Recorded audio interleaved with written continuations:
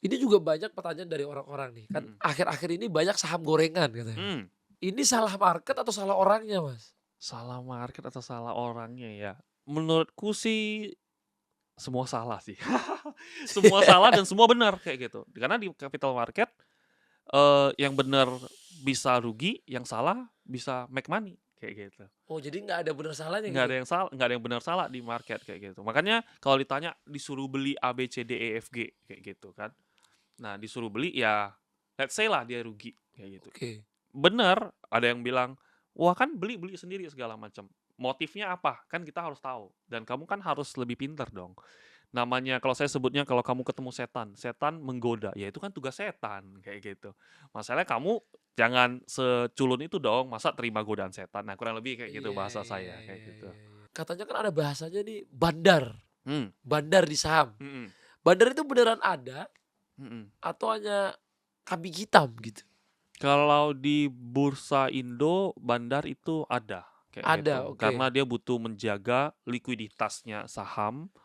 Karena kalau saya kan alirannya analisa transaksi kayak gitu kan. Oke. Jadi bukan fundamental tapi transaksi. Nah, transaksi itu kita bisa lihat dengan jelas kalau mereka itu menghargai perusahaannya mereka sendiri.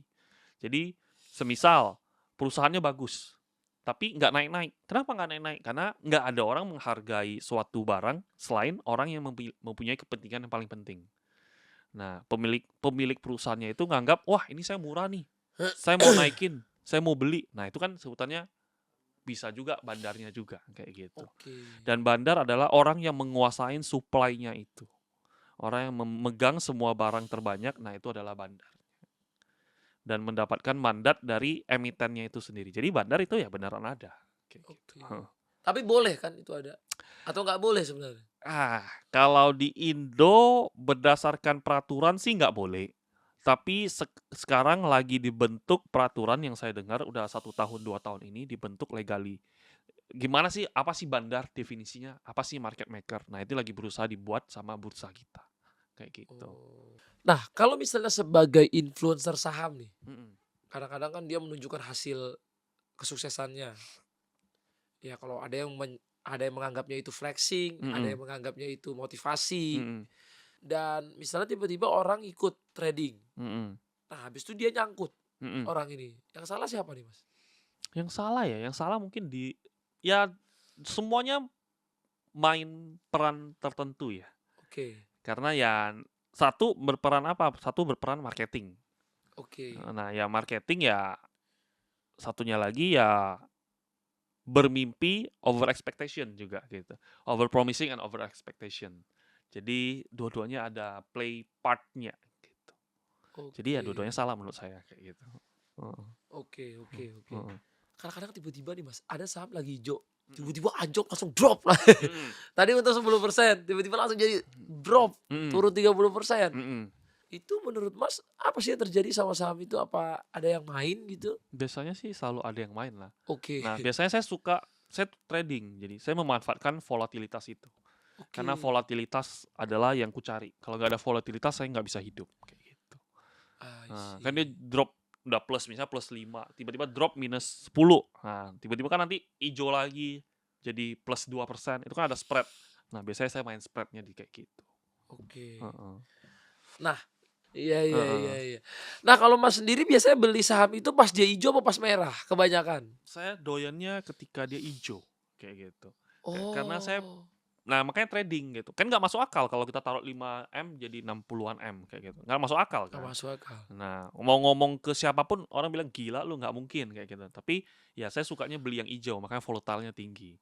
Prinsip dasarnya gampang. Kenapa saham merah? Ada yang jual. Siapa yang jual? Ya nggak tahu, tapi jualnya lebih kuat dong kayak gitu. Nah, Oke. jadi saya sukanya main saham yang hijau kayak gitu. Hijau, rame, berisi sebutan kayak Jadi kalau gitu. saham merah kayak, oh kayak kalau lagi merah nih serok serok jangan kalau gitu. Jangan kayak gitu. Karena Bisa makin bawah lagi. iya, bahaya kayak Oke. gitu. Karena kan turun kan artinya ada yang jual. Ada yang jual pasti yang jual orang pinter. Orang pinter, orang berduit. Kenapa dia jual? Ya dia lebih pinter, ngikut aja yang lebih pinter dah gitu. Kurang lebih kayak gitu Oke. prinsipnya. Tapi kalau misalnya dia hijau kita beli malah jadi rugi karena kita Mhm. udah beli di pucuk gimana Nah, itu? kita harus banyak faktor yang kita analisanya kayak gitu. Apakah Oke. ijonya ada isi atau tidak ada isi kayak gitu. Tahunya ijo ada isi sama nggak ada isi ini gimana? Biasanya kalau paling gampang ya saham konglomerasi rata-rata ada isi. Kan dia dapat duit dari indeks, terus dia akuisisi perusahaannya dan seterusnya dikembangin terus-terusan. Nah kayak gitu. Itu kan artinya ada isi. Tinggal timingnya kapan, kayak gitu. Jadi kita harus pelajari juga. Dan hype-nya lagi kemana? Hype-nya sekarang itu lagi ke saham-sahamnya. Misalnya Pak Bakri kayak gitu kan, BRMS-nya naik kenceng. Kenapa BRMS-nya naik kenceng? Karena dia saham sektor emas.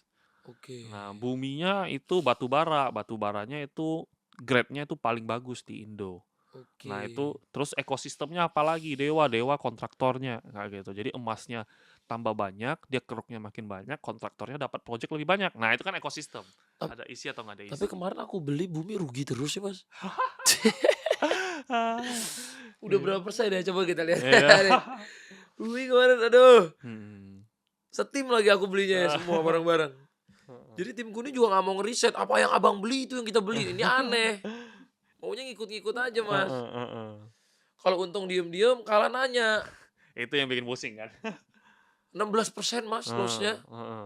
Lumayan kan kalau 16%? Mhm. Bumi 16%, Ipol 20%.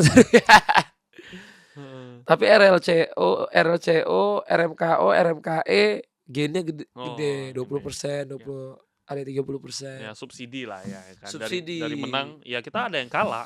Kalau kita trading banyak yang kalah juga. Cuma kan kita kalahnya kecil, menangnya gede. Iya. Kalahnya Tapi kecil. tadi yang aku sebut-sebut tuh bukan financial advice ya guys ya. Iya. Jangan gara-gara aku tiba-tiba kamu beli, Iya. jangan. Ingat ya jangan. Iya. Karena aku juga pernah dengar orang itu belinya untung, aku beli malah rugi. Iya.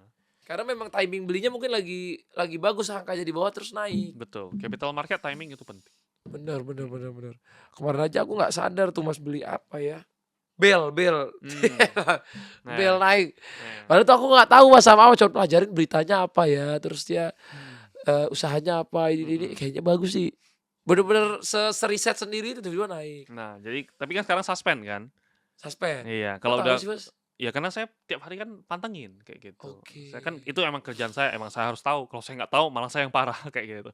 Nah, itu Oke. suspend, tunggu dia buka menurut saya udah boleh Jual. jualan. Iya, karena pengendalinya jualan. Jadi kalau habis suspend tuh malah jangan di hold lagi. Boleh masih hold, tapi ini masalahnya yang jual itu pengendalinya. Ibaratkan pemilik perusahaannya aja Pemilik perusahaannya jual. iya. Jadi drop lah dia. Jadi maksudnya kalau dia pede seharusnya dia nggak jual dong. Nah, Iya. kenapa dia jual? Jadi ini menjadi satu anomali. Jadi menurut saya kalau Mas Atta ada sih cenderung hati-hati. Mungkin bisa dipertimbangkan kayak gitu.